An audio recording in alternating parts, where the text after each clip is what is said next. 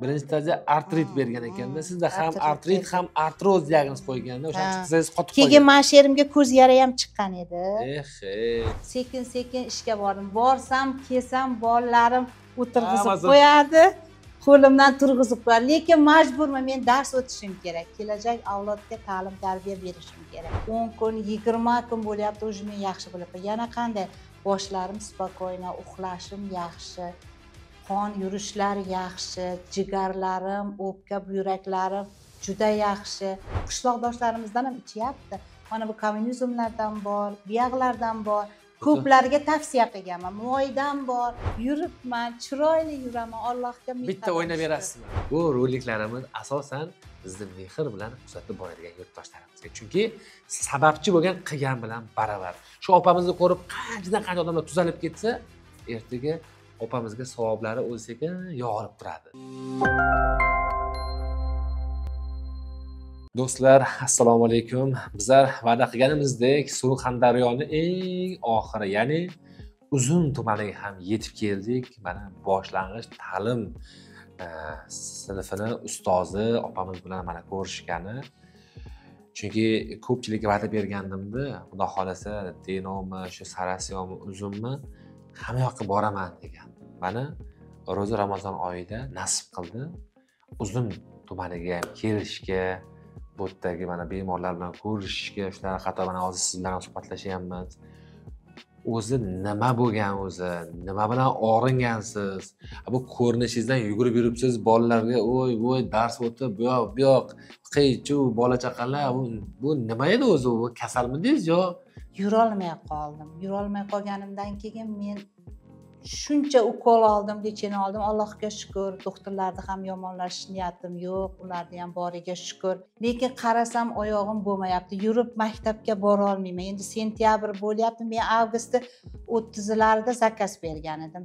3 bo'lyapti ham, 4 bo'lyapti ham kelmayapti. Men darsga chiqishim kerak, yura olmayman. Oxiri qotib qolgan. 4-kuni dorim keldi. Shu ertan endi 5-kuni ishga chiqishim kerak. Qanday qilaman? O'zi men ichyapman.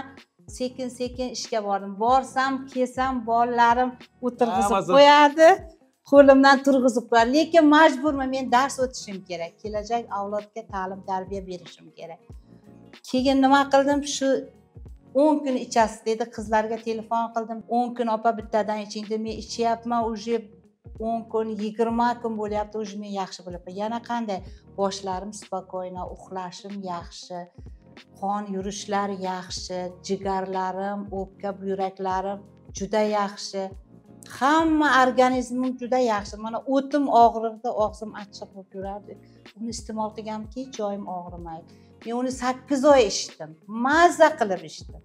Yuryapman, yana bular telefon qilib, opamga olib berdim, onajonimga olib berdik.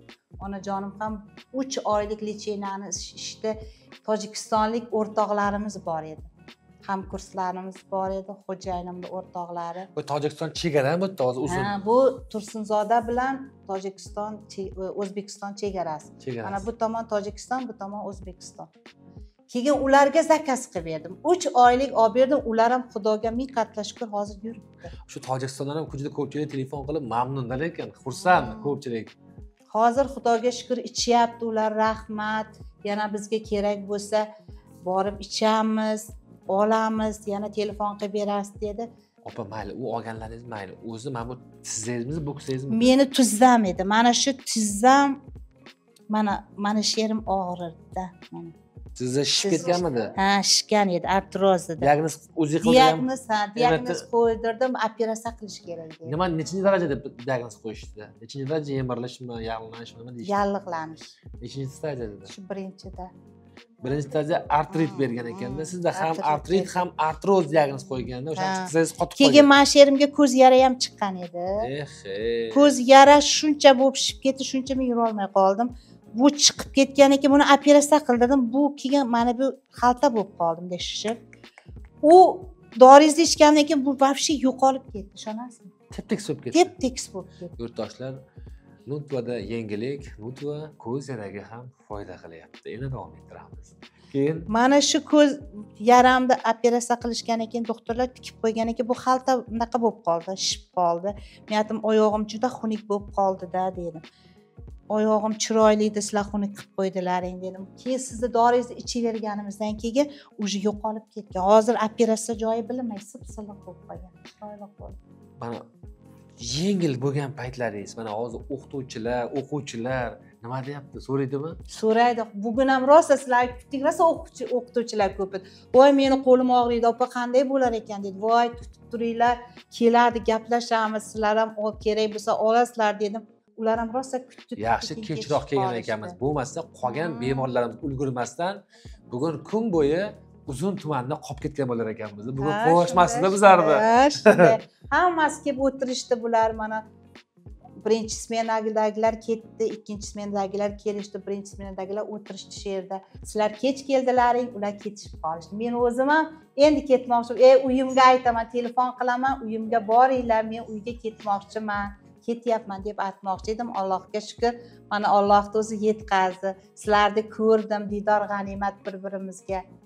Aytadi, fidoyi o'qituvchilar deydi. Bugun 7-mart, lekin bolalar hali ham darsda. Ko'p joylarda, boshqa maktablarda uje bolalarni allaqachon uylariga dam olish kuni qilib jo'natib yuborishgan. Lekin bizda opamiz bolalarni shunchalik yaxshi ko'rgandan hozirgacha, ya'ni taxminan soat nechaga ishlab o'tirdingiz?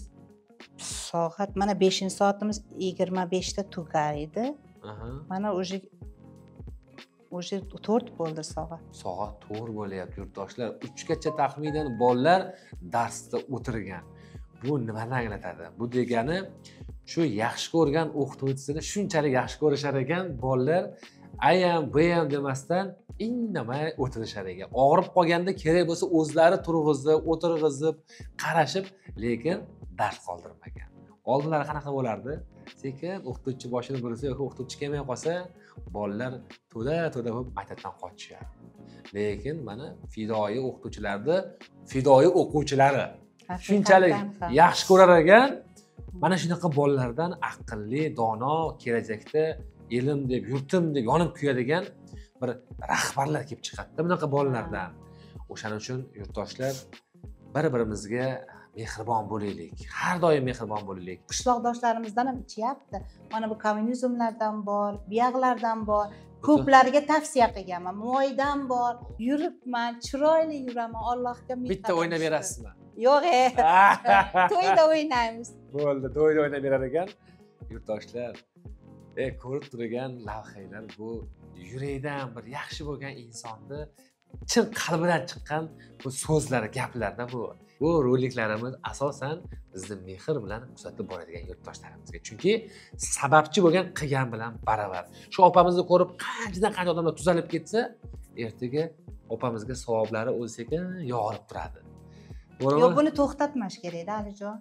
Endi buni 6 oy, 8 oy, 1 yil ichgandan keyin bu natijasini ko'radi. Sekinlik bilan. Sekinlik bilan. Mana mazza qilib ichaman, bilasizmi? Men oldin borib darsdan borib ichar edim. Qarasam bo'lmadi. Uyqum kelib charchab qoladigan bo'ldi. Uxlatadi-ku. Keyin ovqatni yeyman, soat 10 lardan keyin yeyib ichaman doringizni. Ichgandan keyin mazza qilib uxlab, spokойно erta bilan turaman. Miyam ham, kallam ham dam oladi. Yana turaman, hech narsa chap-chaqqon, mashqlar qilaman, Xudoga shukr. Mazza qilaman. Yondosh kasalliklar, uyqu, yurak, asab, jigar, taloq, xullas barcha rais a'zolarda ham psixologiyasi ham o'zi ancha baquvvat va tetik bo'lib. Yurtdoshlar, bizni olib borayotgan suhbatlarimiz sizlarga ma'qul bo'lgan bo'lsa, bizlar xursandmiz. Endilikda yanada ko'proq yurtdoshlarimiz uylariga borib, xonadonlariga borib, ular bilan ham suhbatlashamiz. Sog' bo'linglar, salomat bo'linglar.